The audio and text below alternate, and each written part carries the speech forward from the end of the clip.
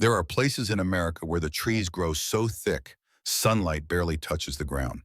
The Appalachian Mountains are one of those places, a vast, ancient wilderness where secrets can stay buried for centuries. But sometimes something happens that even the mountains can't hide. It started with a call that no one wanted to answer. In the dead of night, a military base in North Carolina was jolted awake by a message from the U.S. Forest Service. 6 rangers had gone missing near Grandfather Mountain, deep in the heart of the Appalachian National Forest. Their last transmission was a garbled, panicked plea for help. The only words that came through clearly were, "It's not human, it's organized. They're hunting us." Then nothing but static and the sound of someone screaming. At first, officials thought it was just another bear attack. The Appalachians are home to some of the largest black bears in the country, and every year hikers and hunters vanish without a trace. But this time, something was different. When a search team finally reached the rangers' last known location, they found a scene that defied explanation. Tents shredded as if by claws but not eaten. Equipment scattered in patterns that made no sense. Radios smashed, weapons missing, supplies torn apart but not taken. The ground was littered with strange tracks, too many to count, and none of them matched any known animal. Rumors started to spread among the locals. Some whispered about wild men living in the woods, descendants of old mountain clans who'd gone feral. Others blamed escaped convicts or even secret government experiments gone wrong. But the truth was, nobody knew what was out there. All they had was fear, and the knowledge that whatever it was still out there, watching. The military didn't waste time. Within hours, a special operations team was assembled, led by Captain Morgan, a veteran with 15 years of experience in the world's most dangerous places. But even he had never seen his commanding officer look so shaken. Major Hoffman, a man known for his nerves of steel, called the team into a briefing room that reeked of burnt coffee and tension. He spread satellite photos across the table, images of dense forest, rocky ridges, and something else. A camp torn apart in a way that made no tactical sense. Equipment destroyed, not stolen. Tents ripped open, not for food, but for something else. Then came the audio. Hoffman played the last transmission from the missing rangers. Static, heavy breathing, and a voice tight with terror. "Base, this is Station 4. We have casualties. Something's hunting us. It's not human. It's organized. They're working together." "Oh God." The recording cut off in a burst of screams. The room went silent. Even the most hardened soldiers felt a chill run down their spines. Corporal Vega, the team's tracker, tried to break the tension. "Bears," he suggested, but no one believed it. Not after hearing the audio, not after seeing the photos. Major Hoffman's voice was grim. "We've had 3 more disappearances since the Rangers went missing. 2 hikers and a local deputy who went looking for them. Local authorities are overwhelmed. They've requested military assistance. Officially, this is a search and rescue. Unofficially, your orders are simple. Identify and neutralize whatever's causing this. Defend yourselves and any civilians. Whatever's out there has killed at least 9 people that we know of." The team exchanged uneasy glances. 6 men armed to the teeth sent into the unknown. No backup, no media, no explanations. Just a mission. Find out what was lurking in the Appalachian darkness and stop it before anyone else disappeared. But as the team prepared to deploy, one question hung in the air, unspoken but heavy as a storm cloud. What if the real threat wasn't a bear or a man or anything they'd ever faced before? What if the mountains were hiding something older, smarter, and far more dangerous than anyone could imagine? And as the first rays of dawn crept over the ridges, painting the forest in blood-red light, the team boarded their helicopter, not knowing that they were about to step into a nightmare that would change everything they thought they knew about the world and about themselves. But this was only the beginning.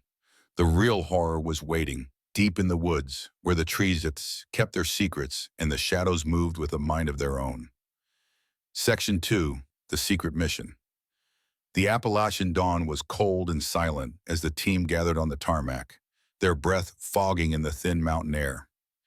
Each man checked his gear with the mechanical precision of someone who'd done it 1,000 times before.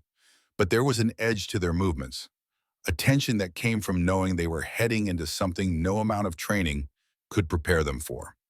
Captain Morgan's team was handpicked for missions that never made the news.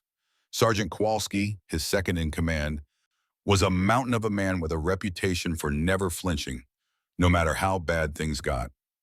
Corporal Vega, the tracker, could read the forest like a book, finding signs where others saw only chaos. Private Thompson, the youngest, was a farm boy with a sniper's eye and nerves of steel. Specialist Ramirez handled communications, and Private First Class Jackson was the medic, steady and unflappable. 6 men, each with their own scars, each chosen because they could be trusted to do the impossible and keep their mouths shut afterward. Major Hoffman's final briefing was short and to the point. You'll insert by helicopter at 0600. The landing zone is a ranger station, last operational outpost in 50 square miles. From there, you're on foot. No media, no backup, no outside contact until you report what you find. This is Black Ops, gentlemen. Questions? Kowalski's voice cut through the silence. What aren't you telling us, sir? Hoffman hesitated, his eyes flicking to the door as if he expected someone to burst in and stop him. 3 weeks ago, a biological research facility in Tennessee reported missing specimens, experimental subjects. The company insists they couldn't survive in the wild, but he trailed off, letting the implication hang in the air. What kind of subjects? Vega pressed, his voice low. Hoffman's answer was barely above a whisper. Classified, but I can tell you this, they were studying primate behavior, pack hunting tactics, enhanced aggression in higher primates. The room went cold. For a moment, no one spoke. Then Thompson, always the one to break the tension, tried to laugh it off. You're telling us some company lost a bunch of weaponized apes? I'm telling you nothing officially, Hoffman replied, his face grim. But arm yourselves accordingly. The team loaded up in silence, the weight of what they'd just heard settling over them like a shroud. As the helicopter lifted off, the world below shrank into a patchwork of forest and shadow. The pilot, Chief Warrant Officer Williams, had flown these mountains for decades. Over the intercom, his voice crackled with a warning that sounded more like a curse. Strange things in these hills. My granddad used to say there were things up here older than the Cherokee, things that learned to hide when men came with guns. No one replied. The only sound was the thrum of the rotors and the distant call of a hawk. The team checked their weapons again. M4 carbines with advanced optics, infrared lasers, and enough ammunition to fight a small war. Thompson cradled his M110 sniper rifle, while Kowalski hefted the M249 saw, its belt of rounds gleaming in the morning light. But even with all that firepower, there was a sense that it might not be enough. The helicopter touched down on a narrow ridge, the blades kicking up a storm of leaves and dust. The ranger station was a lonely outpost, perched above a sea of trees that stretched to the horizon. Solar panels glinted on the roof, and a battered radio tower stood like a sentinel against the sky. Only one person waited for them, Lisa Park, a ranger with haunted eyes and a voice that trembled as she spoke. Captain Morgan? She asked, not waiting for confirmation. We need to talk, inside. Now. The station was a fortress. Windows boarded, furniture pushed against the walls, hunting rifles positioned at every opening. Park poured coffee with shaking hands, her story tumbling out in fragments. It started 3 weeks ago, found a camp torn apart, thought it was bears, but the tracks were wrong, too many moving together. Bears don't hunt in packs. She showed them photos, scenes of violence that looked more like a war zone than a wildlife attack. Bodies torn apart, but not eaten. Equipment destroyed, not looted. And the tracks, hand-like but wrong. Too long, too many joints, moving in patterns that made no sense. Then the sounds started, Park whispered. Clicking at night, circling the station, they test the defenses, probe for weaknesses. They're learning. How many? Kowalski asked, his voice steady. I've counted at least 12 different individuals, maybe more. They move through the trees, only come to ground to attack. I saw one 2 nights ago, 7 feet tall, covered in dark fur, but different. Its eyes reflected light like a cat's, but there was intelligence there. It was studying me. The team exchanged glances. This was worse than anything they'd been briefed on. Park was the last ranger left in the sector. The others were missing, presumed dead. The station was the only safe place for miles, and even that felt temporary. "We need to establish a perimeter," Morgan said, snapping into command mode. "Vega, Thompson, scout the area. Kowalski, check our fields of fire. Ramirez, get comms with base. Jackson, inventory medical supplies." But as the team moved to their tasks, Park stopped Morgan with a trembling hand. "There's something else." She handed him a metal collar, high-tech and sinister, with ports for connections and a serial number etched inside. "Property of Apex Biological Research. Subject 7 Alpha." They were tagged, Morgan realized. Controlled. This is a neural interface collar. Park nodded. Removing it without the right sequence would cause massive trauma. These things didn't escape. They were released. Before Morgan could respond, Vega's voice crackled over the radio. "Contact! Northeast! They're in the trees!" The nightmare was no longer a rumor. It was real, and it was closing in. Section 3. First Contact.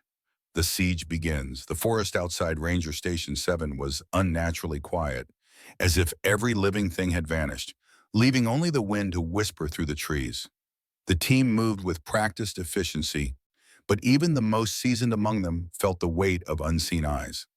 Vega and Thompson, the scouts, slipped into the undergrowth, their movements barely disturbing the carpet of fallen leaves. The rest of the team fortified the station, checking every window, every door, every possible point of entry. The sense of being watched was overwhelming, a pressure that built with every passing minute. Inside, Park kept her rifle close, her hands trembling as she recounted the last few nights. "They come at dusk," she said, voice barely above a whisper. "First the clicking, then the movement in the trees. They're not afraid of the lights. They're not afraid of anything." Morgan listened, his mind racing through every scenario he'd ever trained for. But nothing in his experience, no insurgent, no wild animal, no enemy combatant, had ever felt like this. This was something new, something that learned, adapted, and waited. The radio crackled, Vega's voice tense and urgent. "Contact northeast, 100 meters. Multiple targets, moving through the canopy. Too big for any animal I know." Morgan grabbed his rifle and moved to the window, scanning the tree line through his scope. At first, he saw nothing but shadows. Then, a flicker of movement, a shape too large, too deliberate, gliding from branch to branch with impossible speed and grace. Another shape followed, then another. They were circling, probing, never coming fully into view. "Hold fire," Morgan ordered, his voice steady despite the adrenaline surging through his veins. "Let them come closer. We need to see what we're dealing with." Thompson climbed to the roof, setting up his sniper position. "I count 6. No, 7. Jesus, they're huge." The clicking started, louder now, echoing through the trees in a pattern that was almost musical. Different tones, different rhythms coming from every direction. It was communication, coordinated, purposeful, and chillingly intelligent. "They're surrounding us," Kowalski muttered, his saw tracking movement through the window. "They know what they're doing." Then one of the creatures dropped from a pine tree 40 meters away, landing in a crouch that absorbed the impact like it was nothing. It stood slowly, rising to its full, monstrous height, 7.5 feet, covered in dark, matted fur streaked with gray. Muscles rippled beneath the hide, grotesquely overdeveloped, arms too long, hands almost human, but with fingers that ended in thick black claws. Its face was the stuff of nightmares, skull misshapen, jaw jutting forward, eyes burning yellow with a cold, calculating intelligence. It stared directly at Morgan, unblinking, as if measuring him. Then it opened its mouth, revealing canines like daggers, and let out a sound that was neither a scream nor a roar, but something in between, a war cry that vibrated in the bones. The forest erupted. They came from every direction at once, moving through the trees with terrifying speed and coordination. Thompson fired first, his rifle cracking in the mountain air. The round hit one of the creature's center mass. It stumbled, but didn't fall.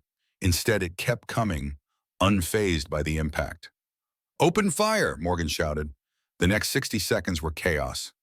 Muzzle flashes lit the forest like strobe lights. The creatures moved with military precision, using trees as cover, advancing in stages while others provided distraction. One landed on the roof near Thompson, its massive fist slamming into the wood, splintering it like kindling. Thompson rolled away, firing point blank into its chest. The creature howled, leaping back into the darkness. Kowalski swung the saw around, stitching rounds across another creature's back. It screamed, but the bullets barely penetrated the thick hide. "They're armored!"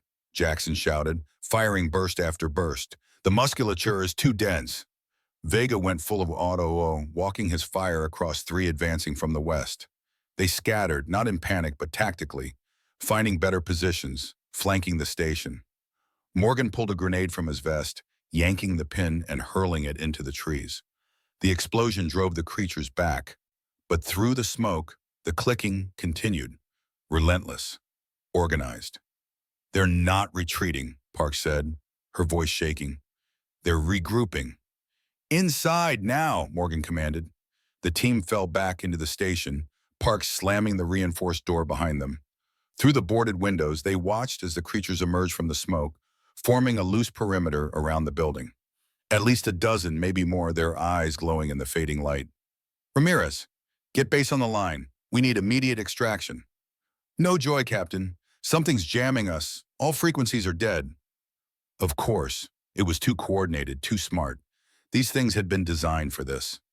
Thompson checked his rifle. "I hit one, center mass. Slowed it down, but didn't drop it.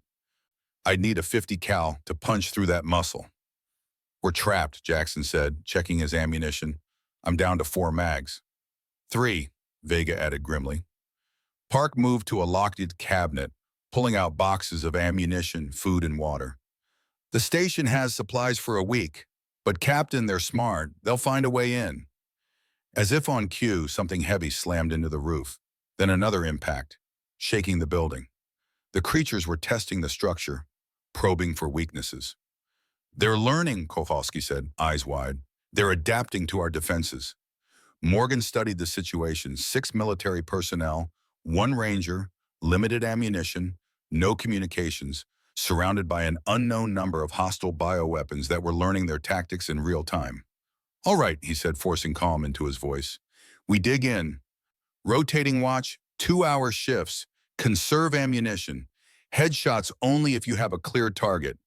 Park, show me every entrance, every weak point, every advantage we have." She pulled out blueprints, hands shaking. "Built in 1982, reinforced after 9/11. Concrete block walls, steel reinforcement. Windows are bullet-resistant, but nothing like what we're facing. There's a cellar with emergency supplies and a tunnel that leads to a cave system. Old Cold War contingency." Morgan's mind raced. The tunnel could be an escape route or a death trap. The clicking outside intensified, the patterns more complex. Through the window, one of the creatures approached, carrying something. It placed a ranger's hat on the ground, then backed away. A message, clear and chilling. "They have the other rangers," Morgan said quietly. "Or what's left of them." Psychological warfare. These things weren't just smart, they were sadistic. As darkness fell, the siege began in earnest. The creatures settled in, rotating sentries, building crude shelters from branches and stolen equipment. They were preparing for a long fight. Inside, the team prepared for the night, knowing that the real battle was just beginning. The forest outside was alive with eyes, watching, waiting, learning. And for the first time, Morgan realized they weren't just fighting for survival. They were fighting an enemy that was evolving with every encounter, an enemy that might be smarter than any human adversary they'd ever faced. The nightmare had only just begun. Section 4, The Truth Revealed. Apex's Dark Experiment. The night pressed in around Ranger Station 7, thick and suffocating. Inside, the team huddled around a battered table, blueprints and ammunition spread out like a gambler's last hand. The clicking outside had faded, replaced by an eerie silence that felt more dangerous than the chaos of the attack. Every creak of the building, every gust of wind against the boarded windows, set nerves on edge. But it was Park's next revelation that truly chilled the blood. She slid a strange metal collar across the table. It was heavy, cold, and unmistakably high-tech, etched with a serial number and a chilling inscription, property of Apex Biological Research, Subject 7 Alpha. The collar was lined with ports and tiny electrodes, the kind of device you'd expect to see in a science fiction nightmare, not in the middle of the Appalachian wilderness. Morgan turned it over in his hands, his mind racing. This is a neural interface, he said, voice low. Military grade, designed for remote control or monitoring. Park nodded, her face pale. I found it at one of the attack sites. The inside is scorched, like it was ripped off in a hurry. But here's the thing. Removing a collar like this without the right sequence would cause massive neural trauma. Whoever or whatever was wearing this didn't just escape. They were released. The implications hit the team like a punch to the gut. These weren't just wild animals or rogue experiments. Someone had set them loose, either by accident or by design, and now they were evolving, learning, and hunting with a purpose. Kowalski's voice was grim. So we're not just dealing with some freak accident. This was deliberate. Park's hands shook as she poured another cup of coffee. Apex Biological was running a research facility in Tennessee. Officially, they were studying primate behavior, pack hunting, aggression, social dynamics. But there were rumors, unverified reports of military contracts, black budget projects, and experiments that crossed every ethical line in the book. Vega leaned forward, eyes narrowed. You're saying they were building super soldiers, using apes. Park hesitated, then nodded. That's what the rumors say. They spliced human neural mapping with great ape genetics, enhanced strength, intelligence, coordination. The collars were supposed to keep them under control, but something went wrong. 3 weeks ago, the facility reported missing specimens. Apex claimed they couldn't survive in the wild, but now we know that was a lie. The team fell silent, the weight of the truth settling over them. They weren't just fighting for their lives. They were cleaning up someone else's mess, a mess that had been hidden from the world by layers of secrecy and denial. Ramirez, ever the skeptic, tried to process it. So what? We're up against a pack of genetically engineered monsters, designed to fight wars humans can't. Morgan nodded, his jaw tight. And they're learning. Every time we engage, they get smarter. They're using tactics, flanking, probing, even psychological warfare. That's not animal instinct. That's training. As if to prove the point, a heavy thud shook the building. The creatures were back, testing the walls, searching for weak points. Through the window, Morgan saw them moving with purpose, some carrying sharpened branches, others wielding rocks like clubs. They were using tools, adapting to the defenses, and communicating with those eerie, rhythmic clicks. Park's voice was barely audible. They're not just surviving.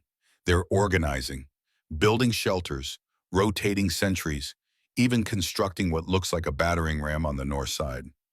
Jackson, the medic, stared at the blueprints. If they get through that door, we're done. Morgan's mind raced. We need to change tactics. They're adapting to everything we throw at them. We have to think outside the box.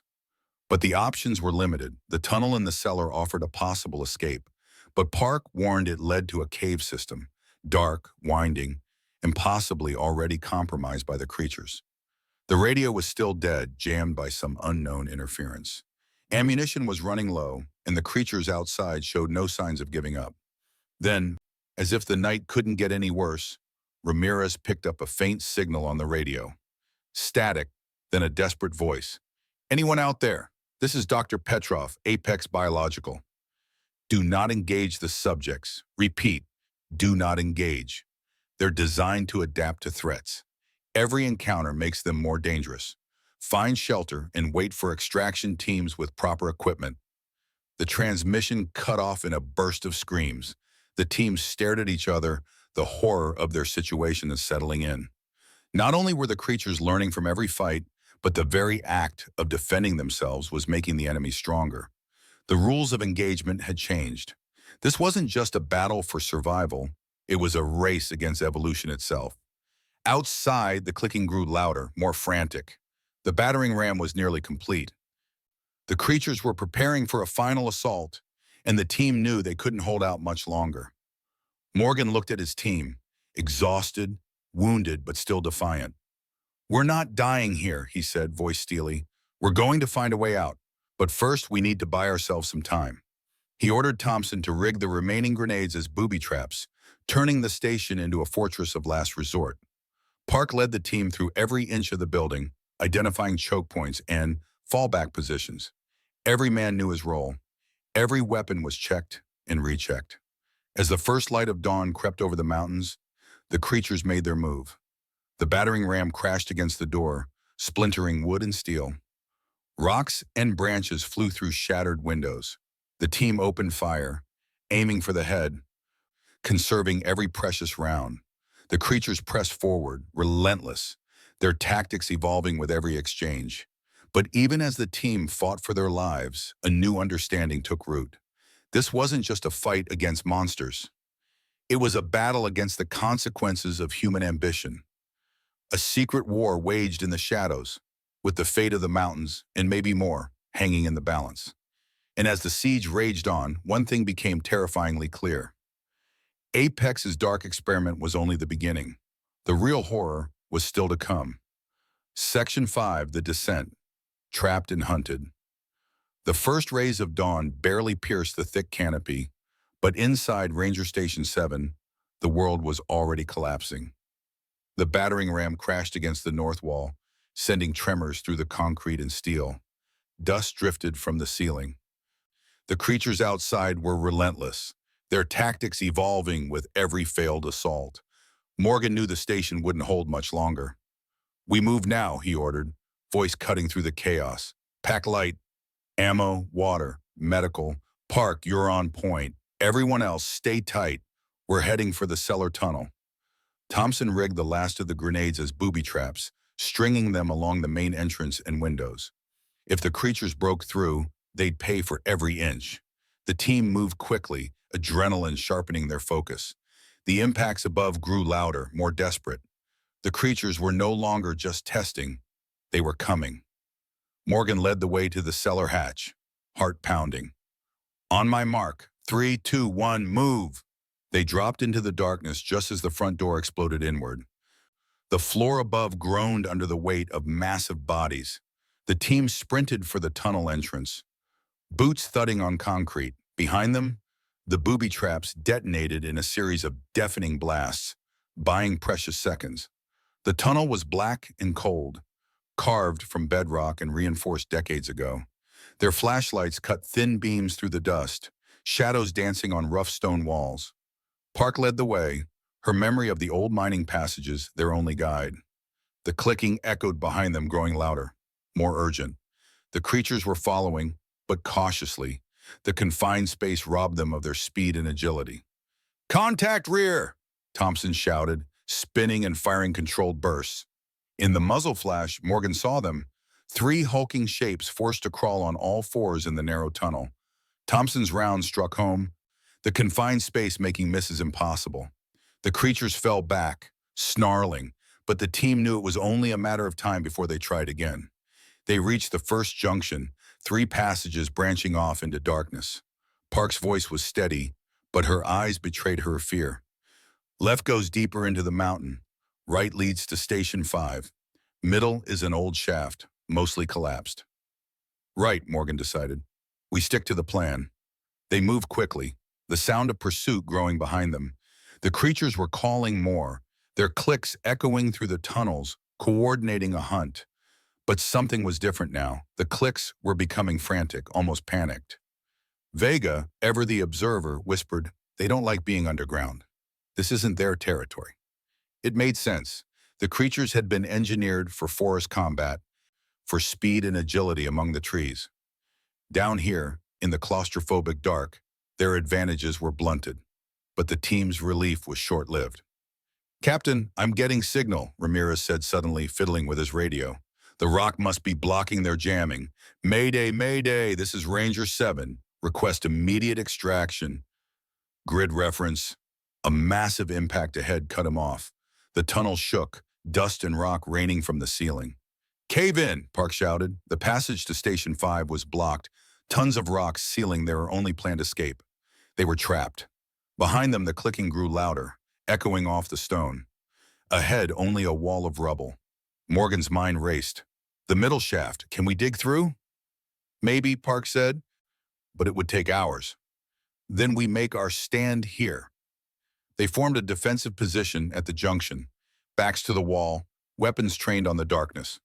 3 passages to watch, limited ammunition, and an enemy that was learning with every encounter.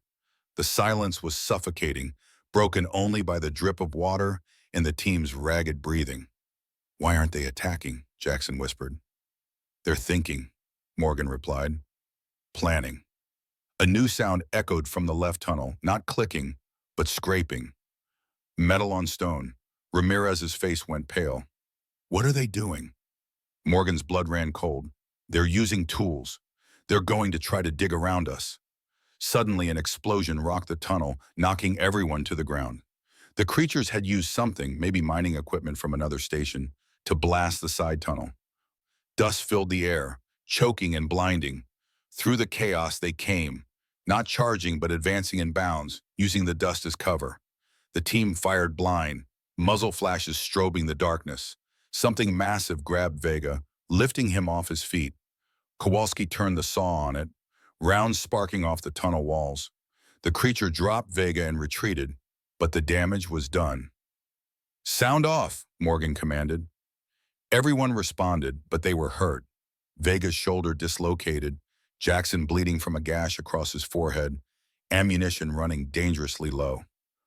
Ramirez, did the message get through? I don't know, lost the signal after the explosion. They fell back deeper into the junction, using the narrow space to their advantage. The creatures pressed forward, but cautiously. They knew the team was almost out of options. That's when Morgan heard it.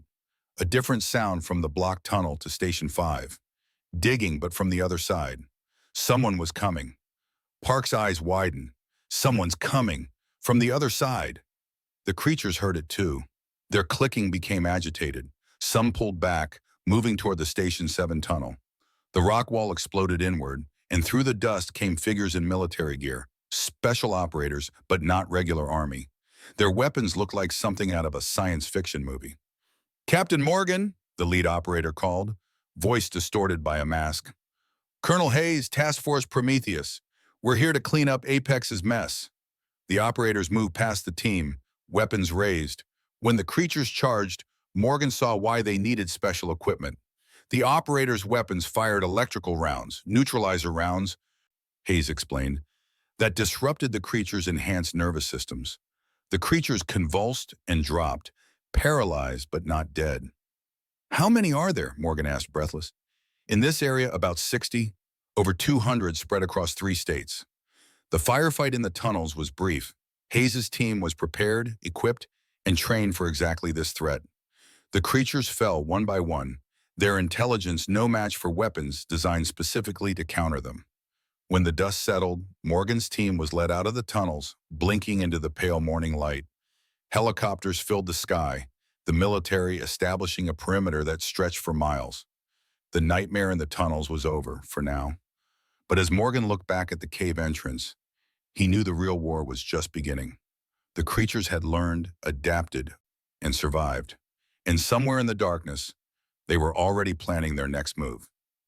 Section 6. The cover-up and the ongoing war. The world outside the tunnels felt almost unreal. The sun was rising over the Appalachian ridges, painting the sky in gold and crimson. But for Captain Morgan and his battered team, the nightmare was far from over.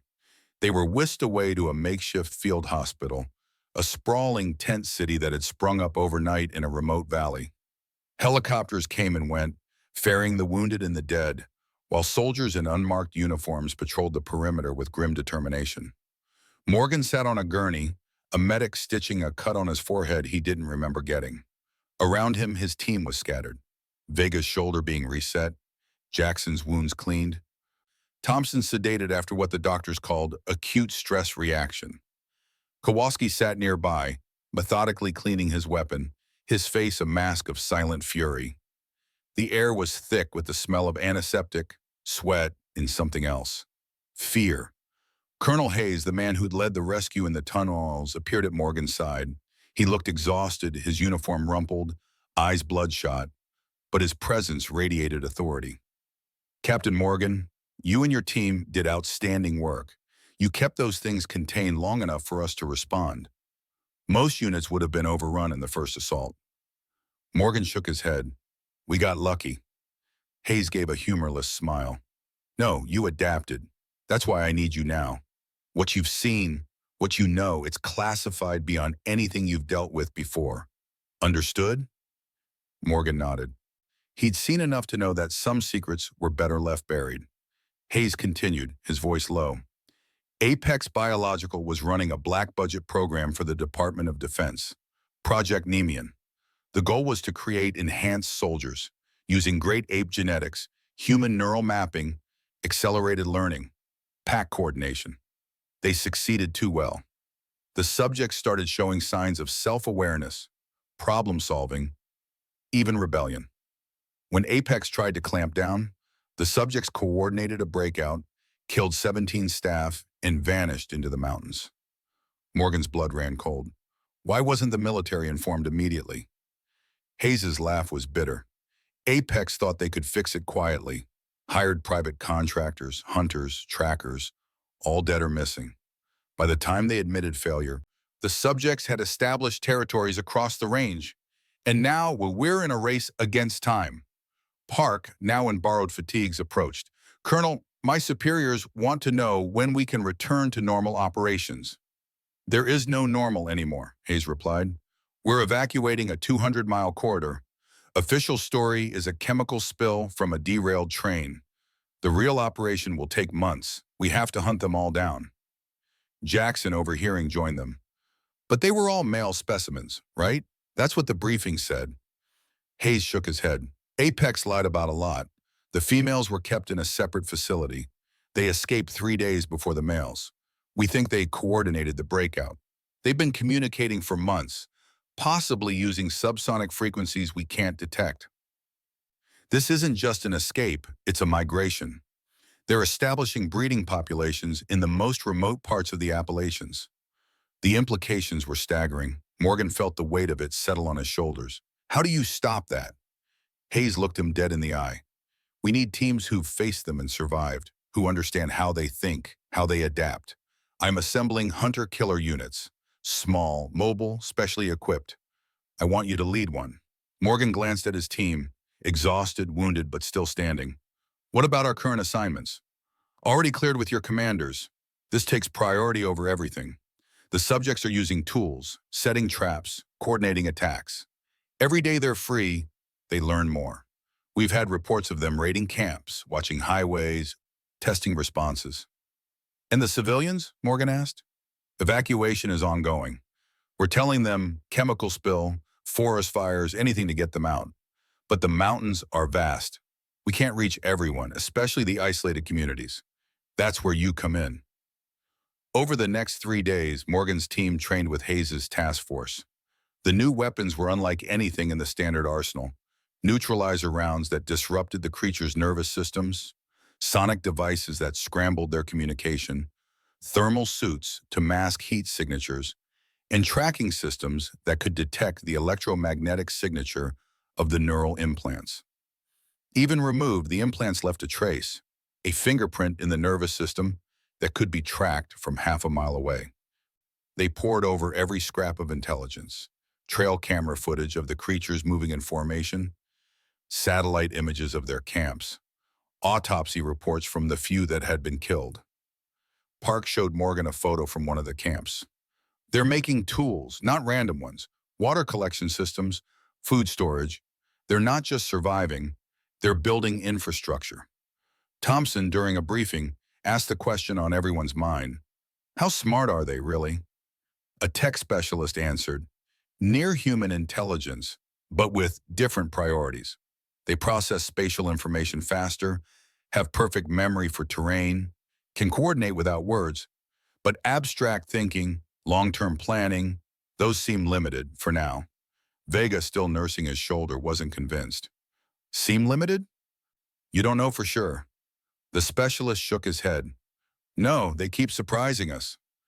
A week later, the team was deployed on their first mission.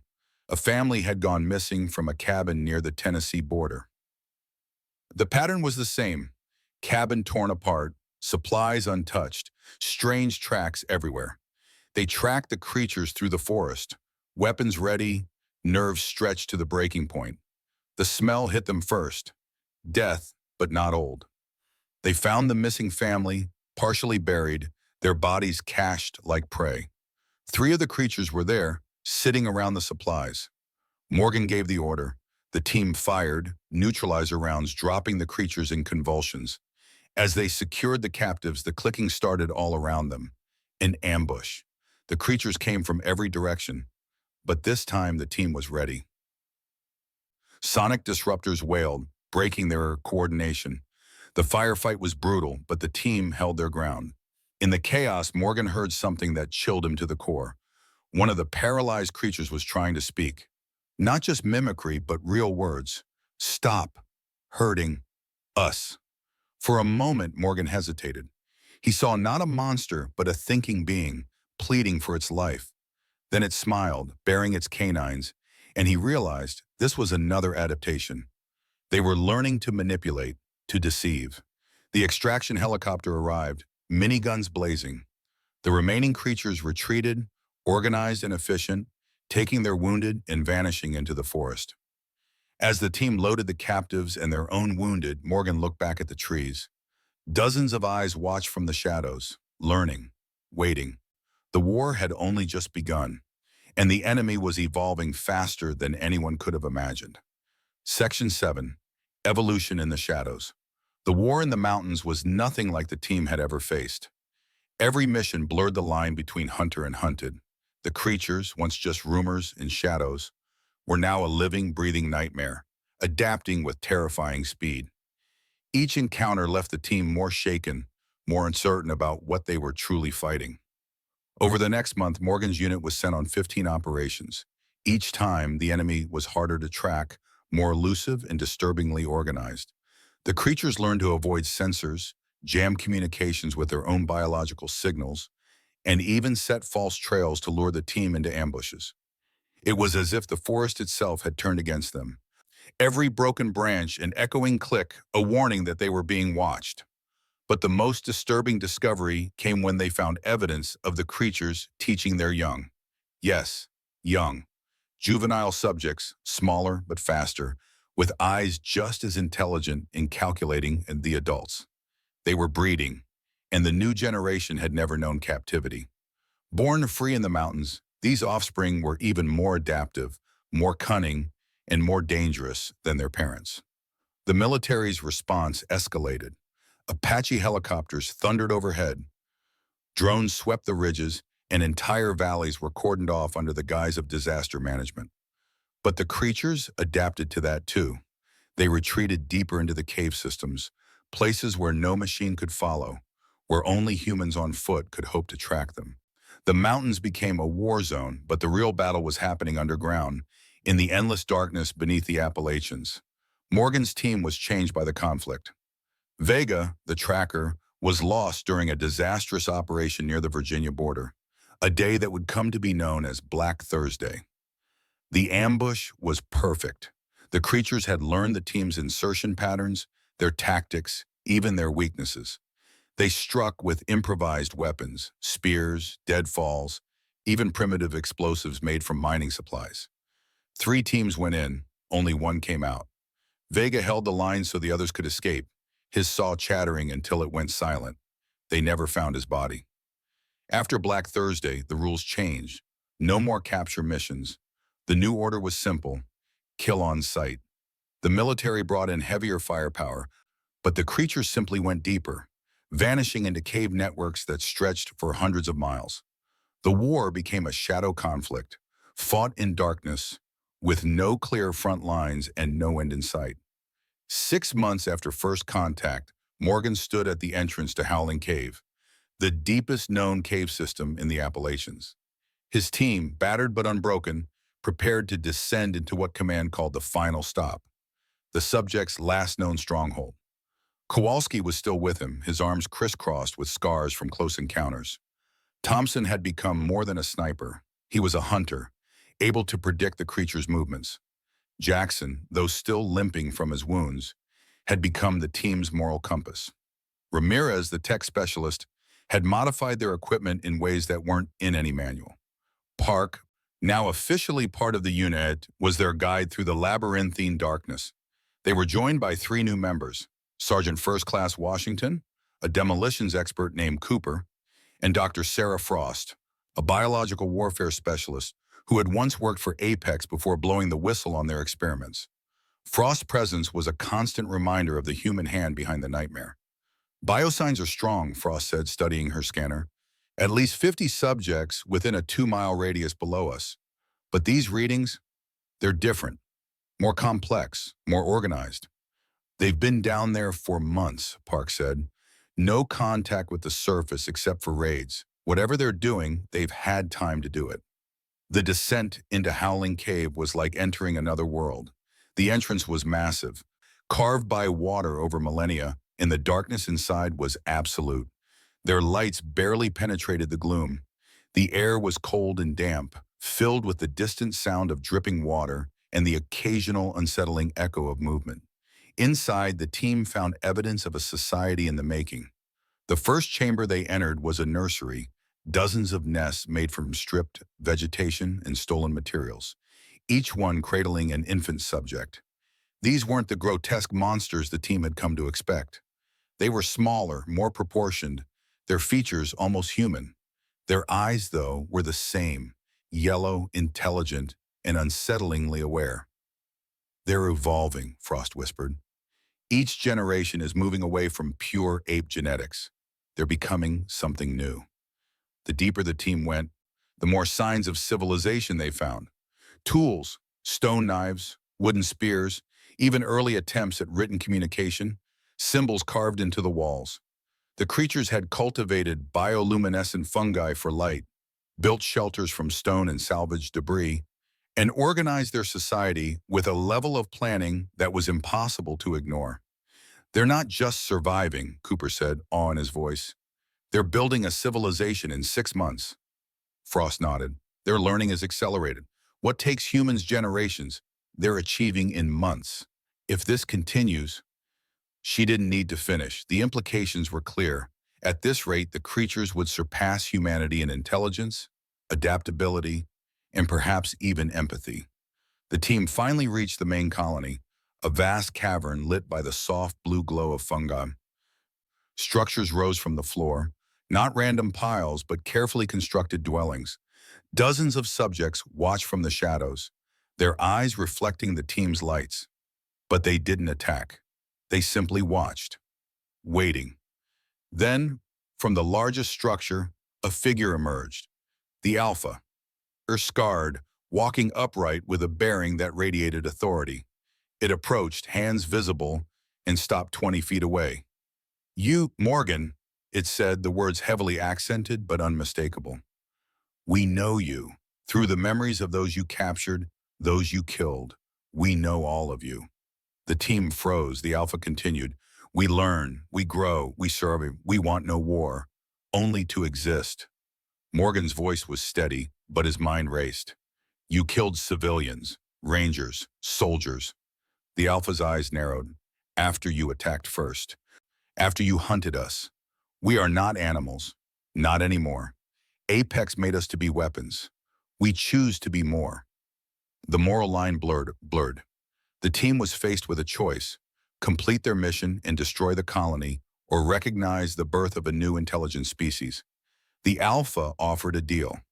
"You leave, report us dead. We stay hidden. No more human deaths, no more war, for now." Morgan looked at his team, saw the exhaustion, the doubt, the hope. He made the call. "We leave, but if you break your word, I'll be back." The Alpha nodded. "We remember, Morgan. We remember everything." As the team withdrew, the creatures watched in silence. At the nursery, one of the infants reached out, making a sound that was almost a word. "Mama," Frost translated, her voice trembling. Back on the surface, Morgan filed his report. The cave was sealed, the official story written. But he knew the truth. The creatures were still out there, evolving in the shadows, building a future that might one day eclipse humanity's own. And somewhere in the darkness, the Alpha remembered his name. Section 8, The Aftermath. Secrets never stay buried. 5 years have passed since the last firefight in Howling Cave, but the echoes of that war still haunt the Appalachian Mountains and the people who survived it. Officially, the record shows that all Nemean subjects were either eliminated or contained.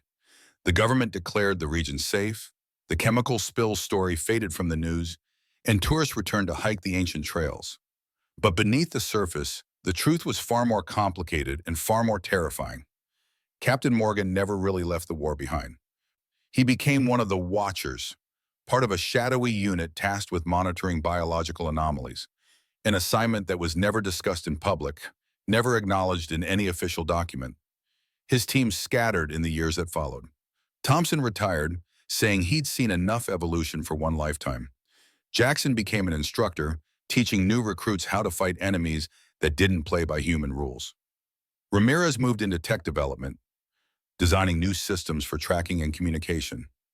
Park returned to the Forest Service, but she spent her days near the sealed cave entrances, listening for the faint, rhythmic clicking that sometimes echoed from the depths. Kowalski stayed with Morgan, both men bound by secrets they could never share. The world above moved on, but the mountains kept their secrets. Sometimes, in the deepest woods, hunters would find strange tracks, too large, too human to be a bear, but not quite right for a man. Occasionally, hikers would report hearing clicking sounds at dusk, echoing from caves that didn't appear on any map. And every so often, someone would claim to have seen something in the forest, a tall, powerful figure, eyes glowing in the twilight, watching from the shadows before vanishing into the earth. Most of these stories were dismissed as folklore, the kind of tales that always grow in wild places. But a few made their way into classified files locked away where only a handful of people could read them. Morgan was one of those people. The truth was, the subjects were never truly contained.